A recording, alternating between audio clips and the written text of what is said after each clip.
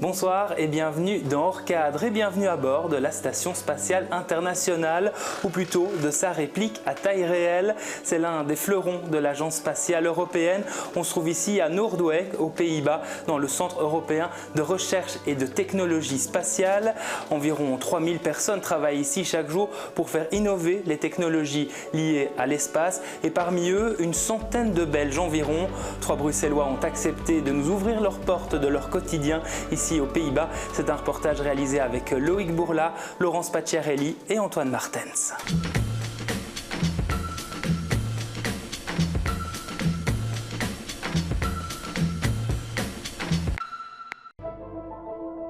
Cinq, 4, 3, 2, 1, top. Allumage ESR et décollage. Depuis toujours, l'être humain a voulu explorer l'espace. Thomas Pesquet dans la station spatiale pour 6 mois. Mais pour accompagner cette épopée, il faut des hommes et des femmes, les pieds sur terre. Ici aux Pays-Bas, ils sont des milliers à travailler à l'ESTEC, le Centre Européen de Recherche et de Technologie Spatiale. Quand je parle autour de moi, de mes proches, c'est très concret pour les gens. Pour beaucoup, je suis astronaute, je suis dans l'espace.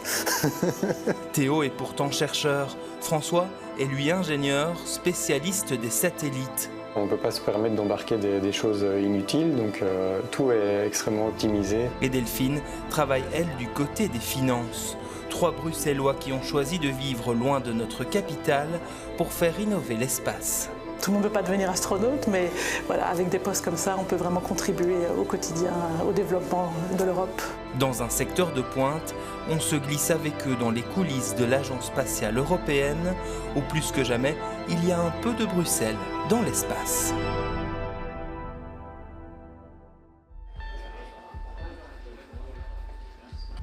Je m'appelle François Bernard, donc j'ai 40 ans, je suis ingénieur sur un satellite d'observation de la Terre. J'ai habité 15 ans à Ixelles avant de venir ici à l'ESTEC, à Noordwijk. C'est le début de journée pour François, dans ce lieu de travail hors du commun.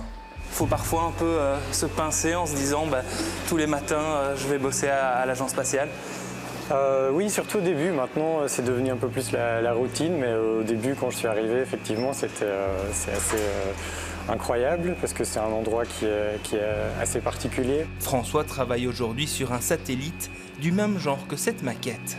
C'est un programme qui s'appelle Copernicus, qui est composé de 12 missions différentes. Donc là, on voit Sentinel-2. Moi, je travaille sur une nouvelle mission. Sentinel-2 est déjà en vol et la mission sur laquelle je travaille est en développement. Un travail de très longue haleine, débuté il y a 5 ans, dans ce bureau. Voilà. François s'occupe de la charge utile, l'instrument de mesure embarqué à bord. Je suis en train de faire des calculs pour vérifier que les performances d'un équipement qui va nous être livré pour intégrer dans le satellite sont conformes à ce qu'on attend et vont permettre d'atteindre les performances et les objectifs qu'on s'est fixés. Vous êtes concrètement dans toute cette phase qu'il y a avant l'envoi du satellite? Oui, dans le développement du satellite. Donc, je suis là depuis...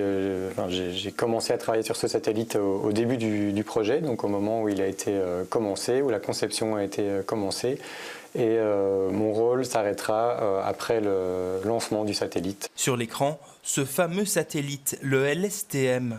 Il permettra, une fois dans l'espace d'ici 2029, de mesurer la température de la surface de la Terre. L'objectif de ce satellite, c'est de fournir des données qui aident à la gestion de l'eau, à optimiser la gestion de l'eau pour les cultures, donc pour l'agriculture.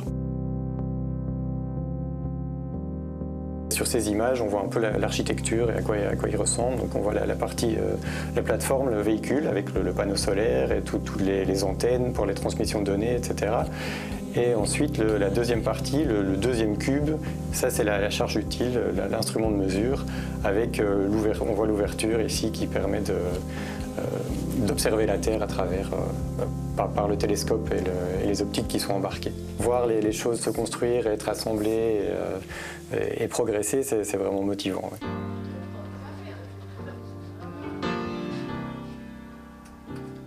On m'appelle Delphine Degan, donc je suis bruxelloise, je suis née à Uccle, j'ai vécu 30 ans à Bruxelles et aujourd'hui donc, je suis project controller, donc c'est-à-dire contrôleur de projet pour un programme de recherche et développement. Bonjour Claire. Bonjour. Bonjour Claire. Nous avons bien reçu donc la proposition de la part de la compagnie. Donc on va pouvoir revoir l'ensemble des différents critères et éléments. Une réunion commence pour cette autre bruxelloise. Son quotidien, évaluer le volet financier de projet qui recherche le financement de l'agence spatiale, entre 50 et 80%. La contribution de l'ESA est de 2 millions et le coût global est de 2,5 millions, donc ce serait un cofinancement de 500 000 € de la PME. Pour trancher, des experts de chaque domaine, comme cet ingénieur français. Mais vous verrez que c'est un produit qui est vraiment critique pour la performance de nos nouvelles missions. En ce qui concerne tous les critères qui sont requis pour placer un contrat avec eux, je pense qu'il n'y a aucun problème. Les experts de l'ESA se rencontrent pour évaluer la proposition reçue par l'industrie. Et donc il y a différentes compétences. La compétence technique, et donc là c'est Xavier en tant qu'ingénieur qui l'a revue. Moi en tant que contrôleur de projet, je m'occupe de l'aspect financier et Claire s'occupe de l'aspect contractuel.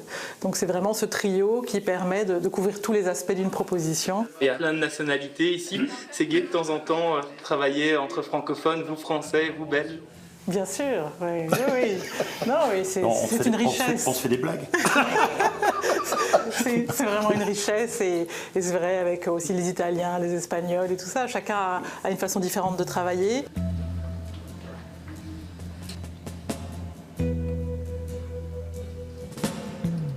Je m'appelle Théo Hurelst, j'ai 29 ans. Je viens de Bruxelles, du coin de Etterbeek et Ixelles quand j'ai fait mon doctorat à l'ULB. Et à l'ESA, je suis dans la Advanced Concept Team, donc c'est une équipe de recherche théorique. Théo travaille à Noordwijk depuis 2 ans. Ici, on fait de la recherche théorique sur des concepts qui ne sont pas encore prêts d'un point de vue technologique et implémentation, mais qui sont plus avancés et peut-être utiles dans le futur. Je travaille sur un projet plus mathématique sur comprendre comment la physique quantique et les probabilités classiques peuvent être comprises d'une manière commune. Et si un jour, son travail pouvait se retrouver dans l'espace? Une question qui peut donner le tournis lorsqu'il nous emmène dans cette salle aux maquettes. Même si individuellement, on a l'impression que ce qu'on fait est vraiment très petit, au final, on y participe tous d'une manière ou d'une autre. Ici, la réplique à taille réelle du laboratoire européen de la Station spatiale internationale. Ici, c'est le module Columbus, du coup, de la Station spatiale internationale, la contribution de l'ESA à l'ISS. Sur les murs, ici, c'est des modules d'expérience scientifique qui permettent de faire avancer la science en testant des choses qu'on ne sait tester que dans l'espace. Donc on peut s'imaginer qu'ici, dans l'espace, les astronautes se déplacent, mènent des expériences, etc. Oui, c'est ça, ouais. Ils sont assignés à faire certaines procédures pour réaliser des expériences qui sont en général commandées par des scientifiques sur Terre, mais qui ne peuvent pas les faire eux-mêmes. Et donc les astronautes ici exécutent en fait les expériences et enregistrent les résultats, par exemple. En arrivant ici, on a envie d'un peu explorer, voir toutes les différentes parties de l'ESA et les laboratoires, etc. Et donc ici, c'est vraiment super chouette pour avoir une belle démonstration de ça ici. Et ça, par exemple, ce qu'il y a derrière nous, c'est très particulier aussi. Ouais, donc ici, c'est un des laboratoires de robotique. Et donc, c'est une salle de simulation d'environnement martien. Pour pouvoir tester les différents robots, les rovers, et s'assurer qu'ils se comportent correctement dans un environnement similaire à ce qu'il y aurait sur Mars, quoi. Concrètement, quand il y a des gens qui travaillent ici, qu'est-ce qui se passe? Comment ça se passe? Ils ont des différents prototypes et j'imagine qu'en fonction des différentes idées qu'ils ont pour faire des modifications de peut-être le type de roue, le type de contrôle qu'ils utilisent, ou juste pour tester ce qui est déjà prévu et s'assurer que ça fonctionne exactement, ils peuvent ils peuvent programmer les robots depuis la salle ici et puis les faire se bouger sur le terrain.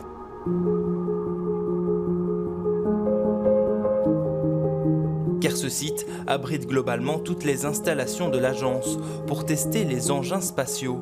Ici par exemple, le LSS, unique en Europe, une salle capable de simuler le vide et des températures extrêmes.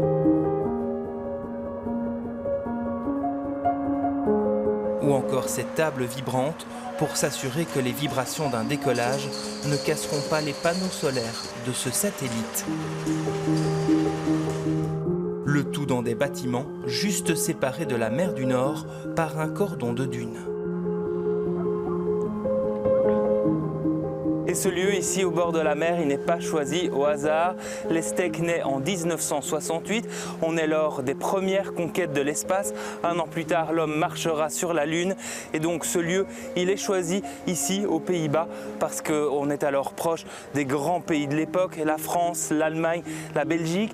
On est proche de La Haye et d'Amsterdam, donc facile d'accès, mais aussi dans un lieu calme où l'on peut donc mener les recherches et les expériences au calme. Mais un changement de vie aussi pour beaucoup d'employés venus de l'Europe entière et qui ont dû s'installer dans la région. À la cafétéria, nous retrouvons Delphine. Je suppose qu'ici, le quotidien à l'ESA, à Noordwijk, c'est tout à fait différent du quotidien que vous avez pu avoir auparavant. Oui, c'est vrai que moi je suis arrivée il y a 18 ans aux Pays-Bas et bon, la chance que j'avais c'est qu'à Bruxelles j'étais au collège Saint-Pierre et donc j'ai appris le néerlandais en primaire, donc quand je suis arrivée ici je connaissais quand même déjà la langue et après ça permet aussi avec l'anglais de se faire des relations au niveau international. Donc. Mais effectivement, je pense que ce qui est important ici c'est la qualité de vie. On a la mer à proximité, on peut tout faire à vélo. Une autre vie que celle à Bruxelles pour cette maman de 2 jeunes filles. La Belgique ne manque pas trop au quotidien? Un petit peu, mais la grande chance c'est qu'on n'est qu'à 2 heures de route. Donc moi j'ai encore ma famille qui est là-bas, je peux rentrer de temps en temps, passer un week-end en famille, retrouver mes amis d'enfance, d'université. Et donc effectivement, on est expatriés mais sans être trop loin.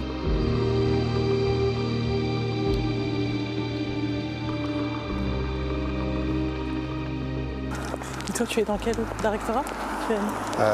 Dans la section, c'est Tech S. Ah oui, Tech S. S quelque chose. Ok. 3 Bruxellois qui ne s'étaient pourtant jamais croisés, mais au parcours similaire. Solvay, j'ai fait. Ah ouais, donc ouais. plutôt financier. Ouais, forcément. Ouais. C'était quand du coup? Sorti en 2001, donc 2001. Il y a 25 ans. Passe vite. 2008, moi. 2008 2018, moi. Il y a beaucoup de Belges qui travaillent ici à l'ESTEC. La majorité des Belges sont ici, mais effectivement, on n'est pas très très nombreux comparé à d'autres nationalités. Et c'est vrai que c'est l'occasion peut-être de renforcer les équipes aussi dans le futur. J'en ai 2 autres dans mon bureau. Mais...